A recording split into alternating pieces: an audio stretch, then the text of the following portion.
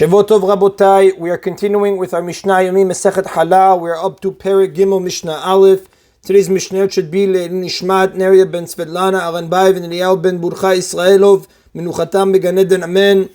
Just as an introduction to today's Mishnah, we have to explain that there are two stages in the dough making process with regards to the Challah obligation. The first stage is reached when the flour is mixed with water, like we will say in the Mishnah. Before that point, there is no requirement to separate challah, and the grain may be eaten without restrictions. And the Mefashim explain, we actually learned in chapter 2, Mishnah 5, that if challah would be separated at that point, it would be ineffective. Once that stage is reached, that the flour is mixed with water, separating challah is effective, even though there is still no obligation to separate challah. In addition, after it has reached the first stage, midrabanan, by rabbinic law, it may be eaten only in a casual manner, what we call achirat aray.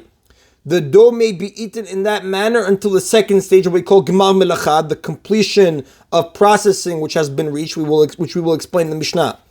Once the second stage is reached, the obligation to separate challah takes effect, and the dough is considered tevel, which is food that you didn't separate tithes yet, which may not be eaten in any manner. Now, this term tevel is the same term used for produce that was not tied. Now, the two stages of the challah obligation that Mefashim explain parallel two stages that apply regarding the tithing of the produce. We have over there the first stage, which is called onata ma'asrot, the stage of ma'asrot tithing. That's reached when the produce has reached the stage when it begins to become edible, like we learned in Masechet Ma'asrot, chapter 1, Mishnah 2-4. After that point, the produce may be eaten only in a casual manner, achilat aray, until ma'asrot is separated. The gemar melacha, the completion of processing, that's reached when the produce has been fully processed, and at that point, the produce is tevel, which may not be eaten at all until ma'asrot is separated, like we learned in Masechet Ma'asrot, chapter 1, Mishnah 5-8. Now, regarding ma'asrot, you have an additional condition, what we call re'iyat penei habayit, seeing the face of the house. That may also apply depending on the circumstances, again, that we discussed in Masechet Ma'asrot. The Mishnah now begins by defining when dough that has reached the first stage is considered to have reached gemar melacha, the completion of processing, which is the second stage.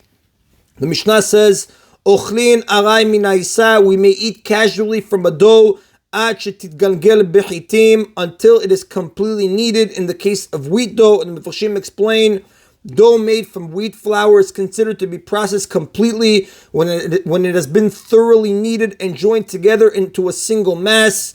Before the kneading is complete, the mixture is not considered a dough, and it would therefore be permitted to eat in a casual manner. Now, while dough is not usually eaten raw, the same halacha applies if a person bakes the dough before eating it. The bread may be eaten in a casual manner since it was produced from unfinished dough.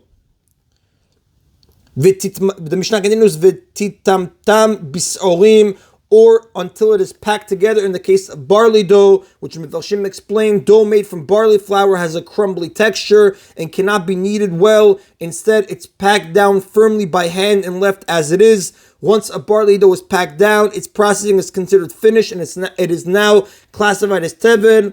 However, the Mishnah continues, gimgela b'chitim v'timtema bisorim. Once she has completed its kneading in the case of wheat dough, or packed it together in the case of barley dough, one who eats from it without first separating challah is chas v'shalom liable to death at the hands of heaven. And the Mefashim explain, once the wheat dough is completely kneaded or the barley dough is packed together, it is considered finished and is therefore subject to the challah obligation. Someone who would eat this dough that has been finished without separating challah first is liable to death at the hand of heaven, mitab b'dei shamayim. The Mishnah now identifies when the first stage is reached and challah can be separated, even though the challah obligation has not yet taken effect. Kivan shi noteret et hamayim, as soon as she puts the water into the flour in the kneading basin, magbahat chalatah, she separates its challah even for the flour that did not yet mix with the water. And the Mefashim explain, obviously, Magbahat in Hebrew means lifts up, but we're using that as separating. Now the Mephoshim explain there is no obligation to separate challah until the dough is kneaded into a single mass when the dough becomes tevel. But nevertheless, challah can be separated as soon as water is poured into the flour and they have begun mixing together. Now, normally separating challah for dry flour is invalid, like we learned in chapter 2, Mishnah 5. The Mishnah here is teaching that the woman may separate challah from the portion of the flour that is mixed with the water, and this separation would be valid, it would be effective even for the flour in the basin that has not yet been mixed with water. And Mephoshim explain that in fact it is preferable to separate challah once the water and flour have begun mixing, rather than wait until all the flour and water have been mixed and kneaded into dough, because the sages preferred this because they wanted challah to be tahol when it's separated, and the earlier challah is separated, the less of a chance there is for the dough to become tameh. But nowadays, the Maran writes in Shulchan Aruch Chelek Yorodiyah Siman 327 Halakha 3 with Shach Siv Katan Vav 6, that nowadays, since we're all tameh, this preference doesn't apply. Therefore, we follow the Torah rule and we do not separate challah until the dough is completely kneaded. The Mishnah continues, "Ubelvad shelo yesh sham chamisha rivai kemach," as long as there are not 5 rivaim of dry flour, which is the minimum amount that is subject to the challah obligation, like we learned in chapter 1, Mishnah 4, and chapter 2, Mishnah 6, as long as that's not remaining there in the kneading basin. Meaning, if the amount of flour that has not yet mixed with water is less than 5 rivaim, the challah separation is effective not only for flour that has already been mixed with water, but also for any unmixed flour in the kneading basin. And the reason for this is because the dry flour is not considered to have its own significance and is therefore considered tafel, subordinate to the rest. Therefore, all the flour is treated as if it were mixed with water. But if, however, the amount of unmixed flour in the basin is 5 rivaim or more, then that flour would be viewed ikar, important by itself. And since challah separation is not effective for dry flour, it would therefore not take effect, it would not be effective for the unmixed portion. And that is an Abotah of Mishnah Aleph. Mishnah Bet now discusses, we know, Tirumah, produce is exempt from challah. If you see the Sifri, the Sefer Bamidbar, chapter 15, Pasuk 21. Now, a mixture of Tirumah and non-Tirumah containing less than 100 parts of non-Tirumah for each part of Tirumah, 1 in 100 total, that's known as miduma, which we explained that midoraita biblically, if tirumah became mixed with non-tirumah bimino of the same type, the mixture is not treated as tirumah and it may be eaten by a non-kohen as long as there is a majority, a rov, of non-tirumah in the mixture. But midrabanan, the rabbis made a law that tirumah is not nullified and it's considered miduma unless there are 100 parts of non-tirumah for each part of tirumah, what we call 101, 1 and 101 total. Now the Mishnah now is going to discuss a case of midumah and explain that whether it is subject to the laws of challah depends on the stage in the process that the dough has reached when it became midumah.